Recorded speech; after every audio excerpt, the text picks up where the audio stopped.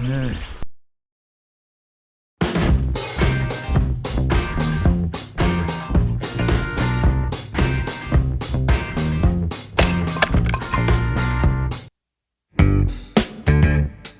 I started this channel in November of 2017, early November. Come a long way since then, and honestly, I'm really proud of the progress that I've made on this channel. It's been a lot of fun to learn a lot about how to edit and how to make quality content, and I'm really proud of that. And a lot of that has to do with the Harley videos that I made and the Route 66 videos. So while this channel has been predominantly focused on the Iron 883, love that bike, absolutely love that bike. And it drew viewers to this channel, thus becoming subscribers. So the content has been so focused on that, not just because it brought in subscribers, not just because it was an interesting palette for the stories that I wanted to tell, the travel series. Challenging yourself, putting yourself in environments that make you better at what you want to do. All that, and the Iron 883 was perfect for that. But when I had less than 100 subscribers, I actually started a cafe racer build series. I got 5 episodes into it, and I stopped doing it for a lot of different reasons. And one of the reasons, honestly, is because the channel gravitated towards the Iron 883 content. It's a bike that I fell in love with. It's a bike that viewers really fell in love with. And it really fit in well with the stories that I wanted to tell. About 7 months ago, somebody left a comment on the Cafe Racer Build series. And I just thought I'd read you that comment now. So, Carlos Google Maps says, and then what? I've seen all 4 videos on your GL500. 3 published in February and 1 in April. Are you gonna continue? Or are you just a fraud? I've been compared to Mr. Rogers. I've been compared to that dude in Man in the High Castle, whatever his name is. Although, on this channel wasn't the first time that I've heard that. Some girl 10 years ago said the same thing to me. But never, ever have I been called a fraud. I take pride in being real, being who I am on this channel. So I get why he's saying it, though. He means I'm a fraud because I don't know how to build a cafe racer. So I thought I'd tackle it again. Let's go out into the garage. Let's look at the bike. Let's see where I left things off. And let's tackle this again. I'll see you out in the garage.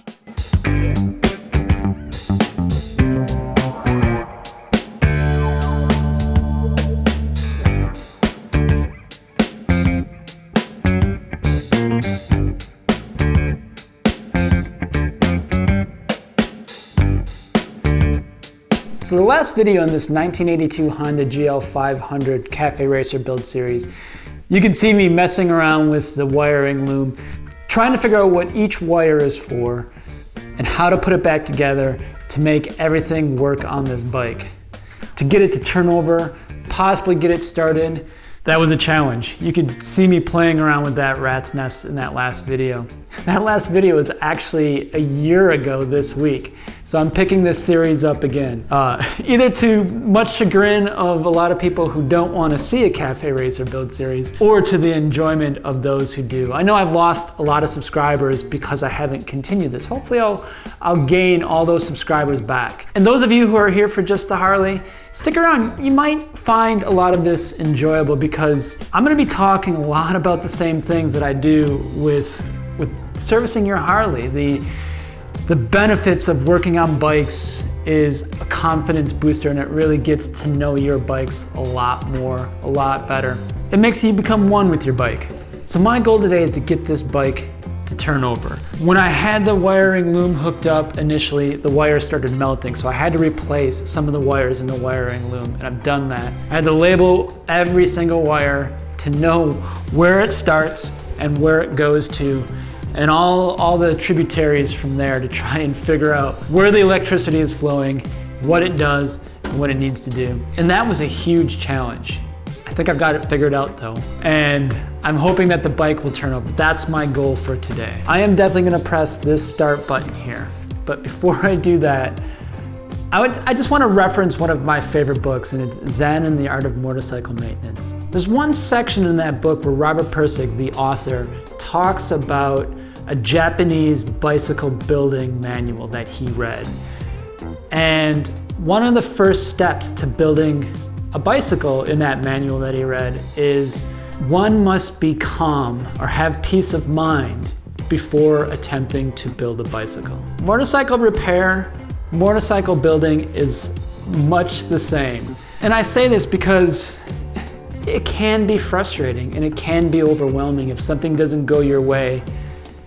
And it will often when you're building or repairing or servicing your motorcycle. To not have a good state of mind about it, it's gonna make you become discouraged.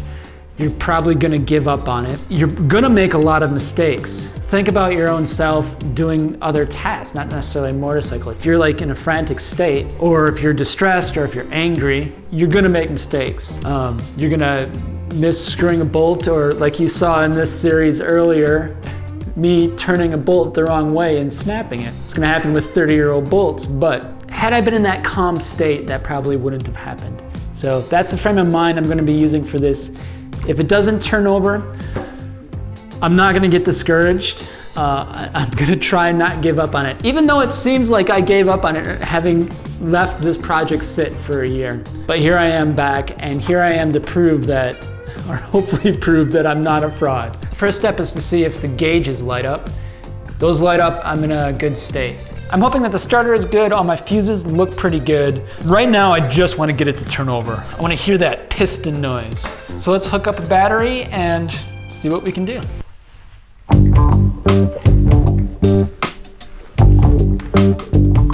All right, I got the battery hooked up, and I believe I have the wiring loom hooked up the way it should be, based on how I labeled every one of the wires. So when I turn the key, I'm hoping that the gauges will light up. Then I'm gonna push the starter button, and hopefully it will turn over. Let's give this a try. All right. Okay, so this is a good sign. Gauges are lit up. Neutral, it's in neutral, that's a good sign. That's the oil light, and that's the high beam light. Turn signals, I'm not gonna worry about those. I don't have a headlight hooked up, and I don't have turn signals on here. But it's good that the oil light is on and the neutral light is on. All right, here's the moment of truth. All right, yeah. Oh man, that is a good sound. That means everything's working right as far as the electronics go. So the starter sounds good, it's turning over. Man, this is a good sound. Even though I cleaned out the carbs a year ago, they may need cleaning again because it sat for a year. I have the choke hooked up, but I don't have the throttle cables hooked up. But I'm tempted to just try and get this started. I kind of had it in my mind a little bit that I would try this if the bike turned over. I'm gonna put fresh gas in here and see if I can get it started. To my knowledge,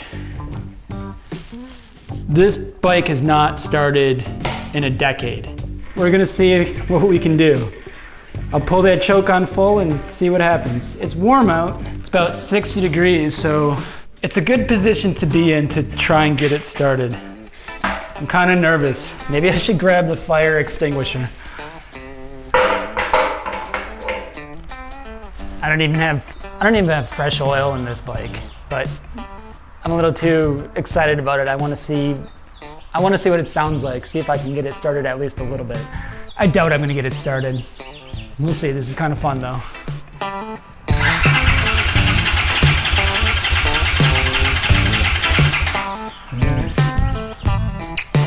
I mean, it sounds good.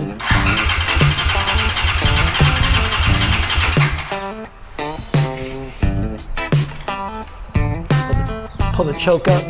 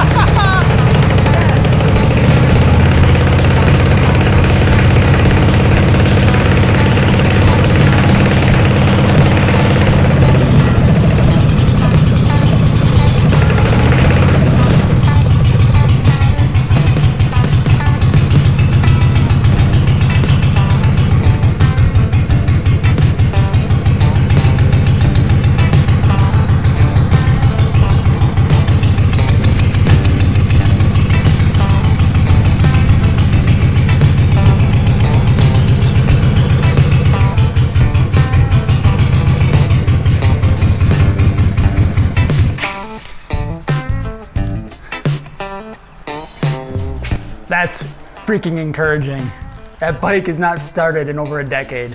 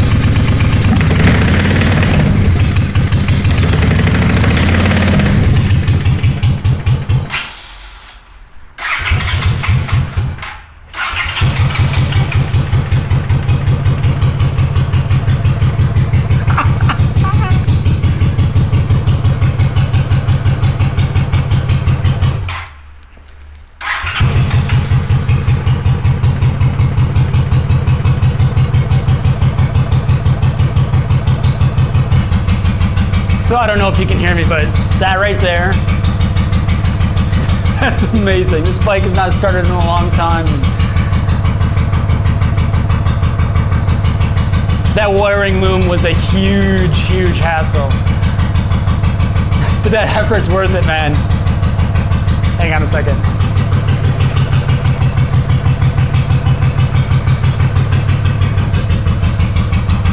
Clutch in all the way.